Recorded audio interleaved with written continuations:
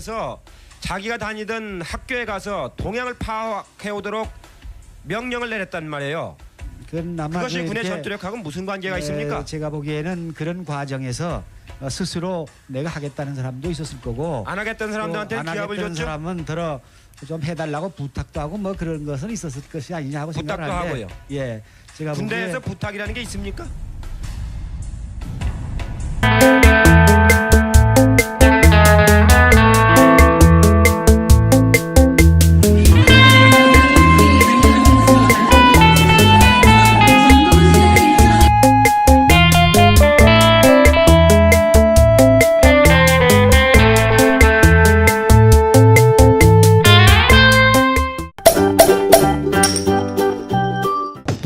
민주당 당대표 관련해서 ARS 투표가 어제 시작됐죠. 권리당원부터. 예.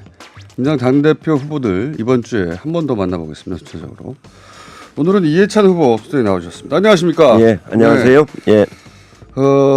선거 시작 직전 여론조사에서 1강 2중 이렇게 보도가 됐었는데 이제 한참 지났습니다. 한참 지났기 때문에 판세가 여러 여론조사에서 다르게 보도됐는데 지금 판세를 어떻게 보십니까? 물론 뭐 본인한테 유리하게 보시겠죠.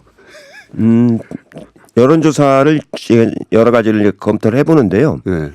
극히 부분적인 것만 따가지고 이제 자기가 우세하다고 네. 이렇게 주장하는 경향이 있는데 전반적인 흐름은 큰 차이는 없는 것 같아요.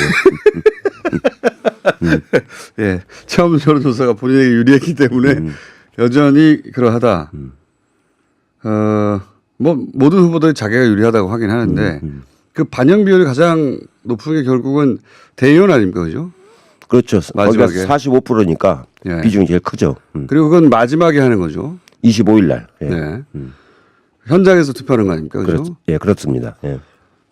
이분들은 그리고 이제 정당에 오래 몸담거나 관계했기 때문에 자기들의 생각이 오래전부터 있어왔던 사람들인 경우가 많잖아요, 그죠? 그렇죠. 정당인 맞으면 일시적으로 가입한 사람들이 아니고 오래 네. 활동을 했고 더구나 이제 이번 지방선거에서 2,440명이 우리 당에서 당선이 됐거든요. 네. 그분들이 당연직으로 이제 다 들어오고. 대의원이 되는 거니까 그 숫자가 크죠.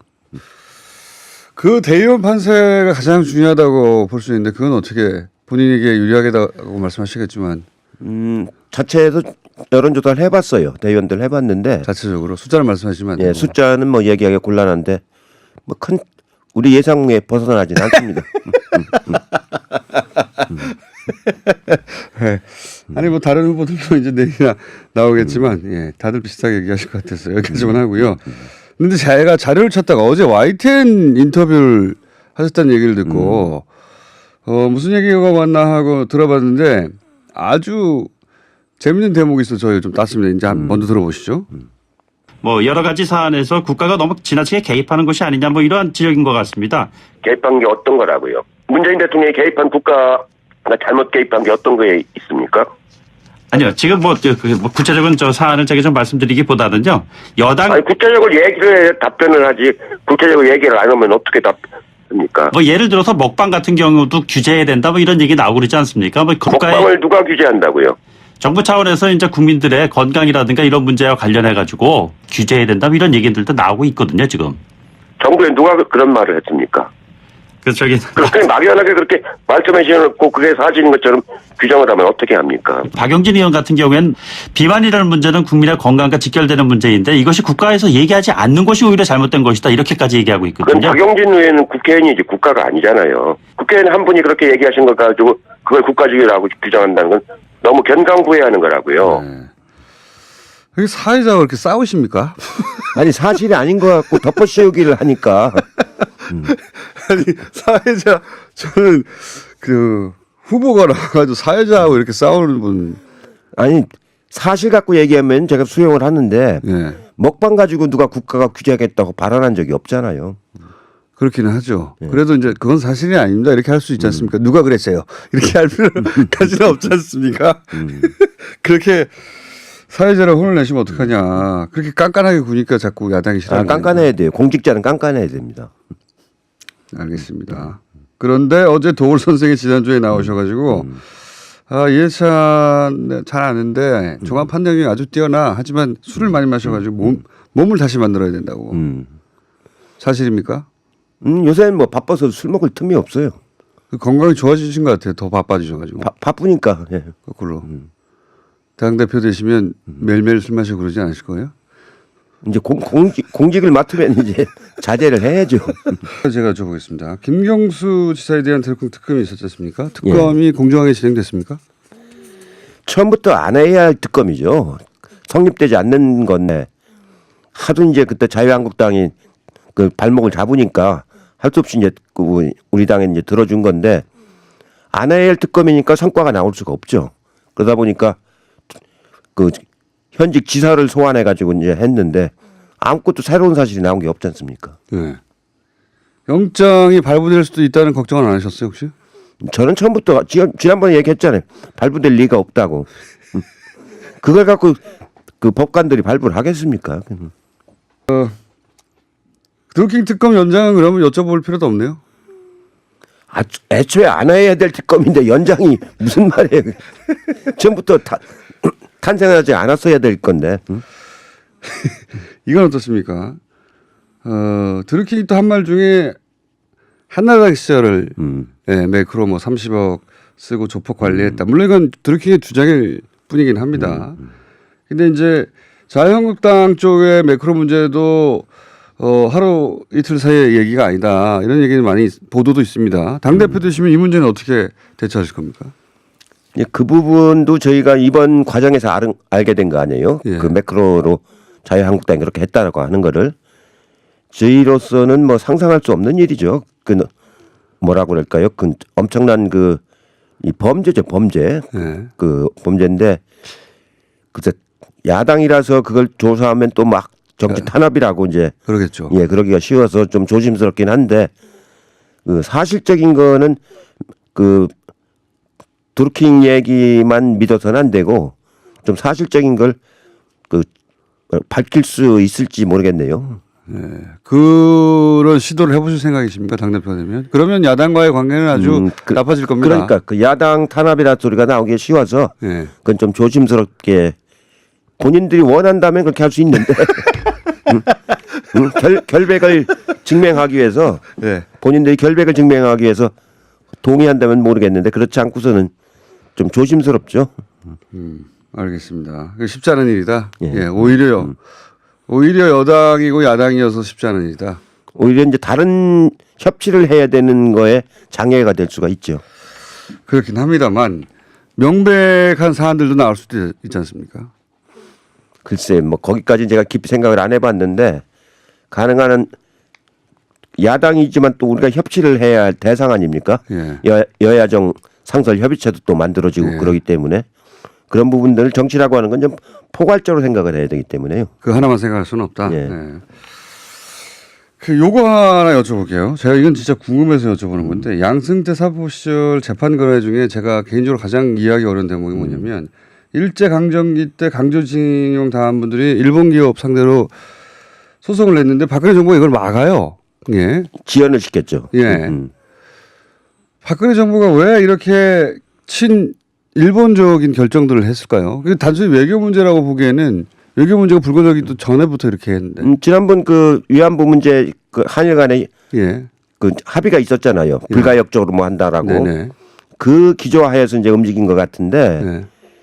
그때는 미국도 이제 그 합의가 잘 된 거라고 얘기를 했었고 그렇죠. 또 유엔에서도 또 잘 된 거라고 얘기를 했었고 예. 그랬던 그 분위기 속에서 이루어진 것 같은데 기본적으로 그거는 그 정부가 할 일이 아니죠. 왜 그랬을까요? 박근혜 대통령 본인이 일본과의 관계가 나빠지는 거에 대해서 굉장히 그건 주저한 것 같은데. 그 아버님하고도 연관이 되는 거죠. 한일협정을 그 박정희 대통령이 맺었지 않습니까? 네. 그 연장선상에서 본인도 같이 괴를 같이 한다라고 하는 그런 의식이 있었던 것 같아요. 아버지가 다 마무리 지은 문제인데 이게 다시 불거지면 안 된다 이런. 그걸 다시 이제 말하자면 위안부 협상을 제대로 안 하면은 그 서로 윽각이 생기면 예. 아버지의 그 말하자면 과거 치적 예. 이게 훼손된다고 생각했을 아버지 가능성이 지적이 없죠. 훼손된다. 예. 제일 이해하기 힘든 부분입니다. 저희도 그때 그 협상을 해놓고 예. 제가 외통위였었는데 외교부 장관이 아주 잘하는 협상이라고 답변하는 걸 보면서 예. 참 어처구니가 없다고. 그게 기가 막힌 일이죠. 그래서 예. 상임위에서 제가 지적을 했는데 어떻게 한국의 외교부 장관이 그런 태도를 가질 수 있느냐. 예. 더군다나 불가역적이란 표현은 외교 용어가 아니거든요. 그렇죠. 예?